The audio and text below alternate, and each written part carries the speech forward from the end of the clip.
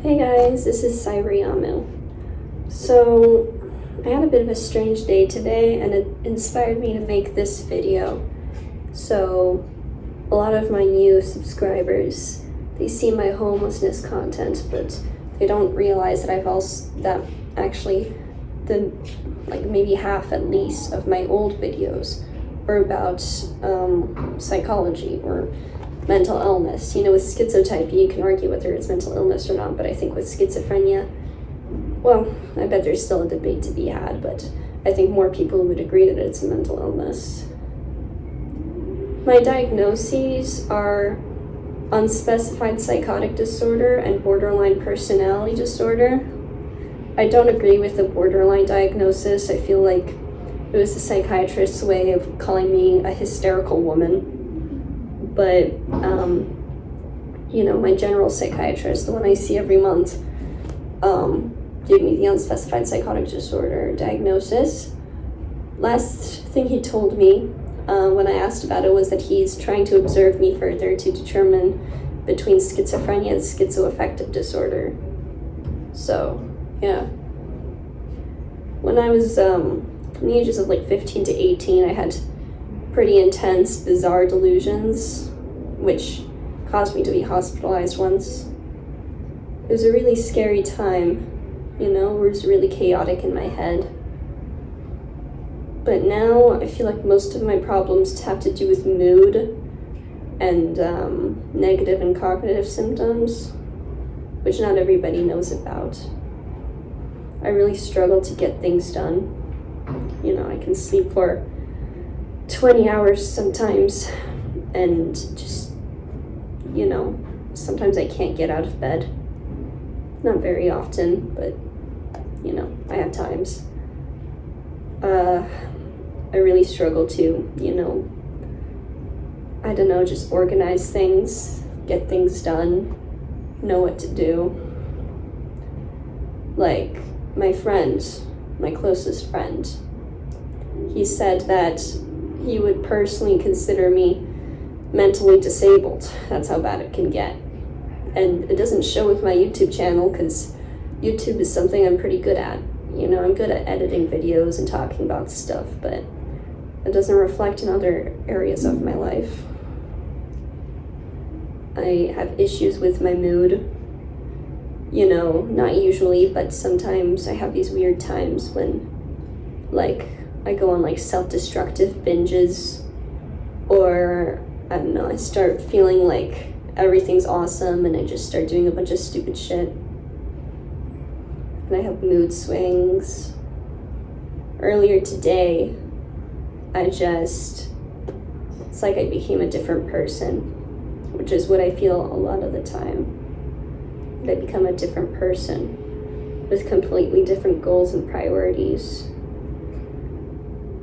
And in that moment, the most important thing was for me to express myself, to make myself as big and loud as possible. So I just said the most vulgar and obscene stuff that came into my head, and I just screamed.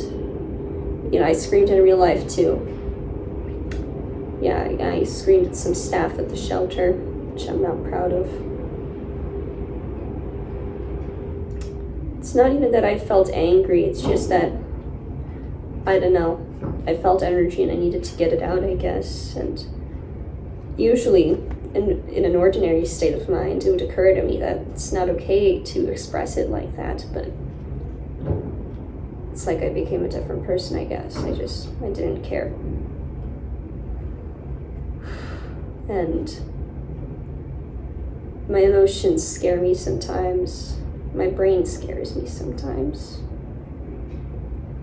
Just this feeling in me, a sort of fear. Not fear per se, but a deep unease. Worse than any psychological horror. I guess the closest thing that I would consider to it is the movie Skinamarink, if you've ever heard of it. Went pretty viral. Just this total and complete unease.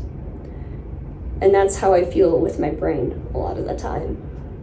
Just this fear of what will happen next, and the knowledge that when it's over, And then when I feel like myself again, I'm gonna have to face the people I love, who I've hurt, who I've made a fool of myself in front of. And I'm gonna have to look at them and know that they saw that side of me. And I'm not proud of that side of me. When I see my friends, and we joke around and we talk about stuff, and like, I seem like a totally normal person, just somebody fun to talk to. And then every once in a while I'm just saying the most vulgar, obscene stuff, doing the most bizarre things, ending up in the psych ward, screaming.